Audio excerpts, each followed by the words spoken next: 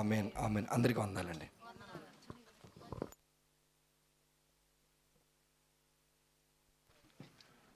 చక్కగా మరి దేవుని వాక్యాన్ని అందించినటువంటి అన్నయ్యకి హృదయపూర్వక వందనాలు. కాబట్టి అందరూ జ్ఞాపకం చేసుకోనండి, యేసయ్య గురించి బాగుగా తెలుసుకోనండి, యేసయ్య గురించి బాగుగా ప్రకటించండి. ఆ రెండు తెలియాలి అంటే దేవుని వాక్యాన్ని క్షుణ్ణంగా చదవటము, నేర్చుకోవడము, వినటము అది బాగుగా చేయండి. కాబట్టి దయచేసి వాక్యము మరి ఇక్కడే మీ యొక్క కింద భాగంలోనే సన్నిధానంగా కనపడుతుంది. ప్రతి శుక్రవారము ప్రత్యేకంగా బైబిల్ స్టడీ ఉంటుంది. వాక్యాన్ని మీరు వ్యక్తిగతంగా చదువుకొనొచ్చు. ఒక 5 అధ్యాయాలు మీకు ఎలా అర్థమవుతుంది, ఎలా అర్థం చేసుకోవాలనేది నేను ప్రతి శుక్రవారము కూడా 1 గంట ప్రేయర్ చేయించి 1 గంటన్నర ఈ విధంగా వాక్యాన్ని వ్యక్తిగతంగా చదవటము ఎలాగన్నది నేర్పించటము నాకు ఇష్టము. అది జరుగుతుంటుంది. కాబట్టి దయచేసి మీరు ఎక్కడికి వెళ్ళినా ఇబ్బంది ఏమీ లేదు. ఒకవేళ శుక్రవారాన్ని మీరు ఉపయోగించుకోవాలంటే చక్కగా అలా ఉపయోగించుకోనండి. ఎక్కడికి దేవుని దగ్గరికి వెళ్ళకపోతే చక్కగా కింద మందిరం ఉంది. ప్రతి ఆదివారం సాయంత్రం 4 నుండి 7 గంటల వరకు ఆరాధన జరుగుతుంది.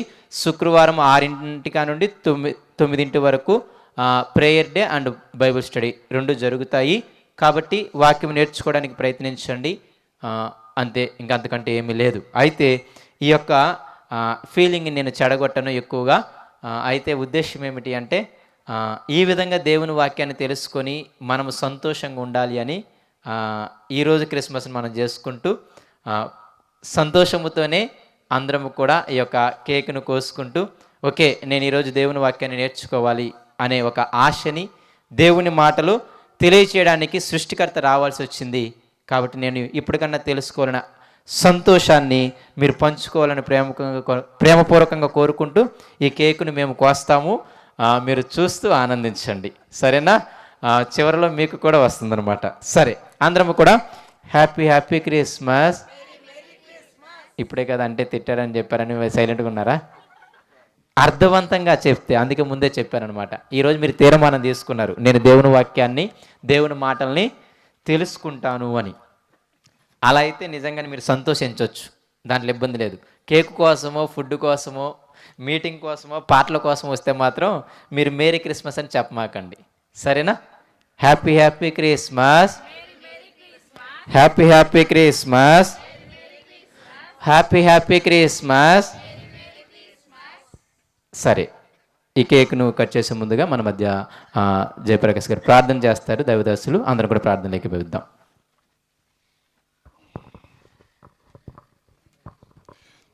ప్రార్థన అండి.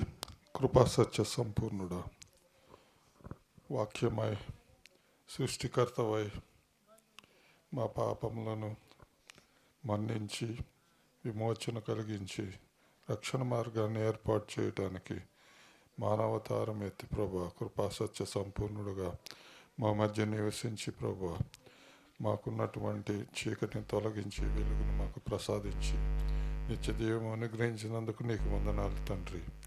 ఈ సాయంకాల సమయమున నీ యొక్క సన్నిధిని చేరి నీ ప్రత్యక్షతను మేము గ్రహించి ప్రభువా, మాకు ఇవ్వబడినటువంటి ఈ వెలుగును మేము పదిలముగా ఇతరులకు అందించగలిగేటువంటి మార్గాలను మాకు సూచించండి. నీ ఆత్మ ద్వారా మమ్మల్ని బలపరచు ప్రభువా. ఇదిగో మా యేసన్న మరలా తిరిగి రానై ఉన్నాడు. మా కొరకు ఏర్పాటు చేసినటువంటి ఆ నివాస స్థలంలో మేమును ఉండలాగిన, ఇతరులు కూడా ఉండలాగిన, మా బంధుమిత్రులను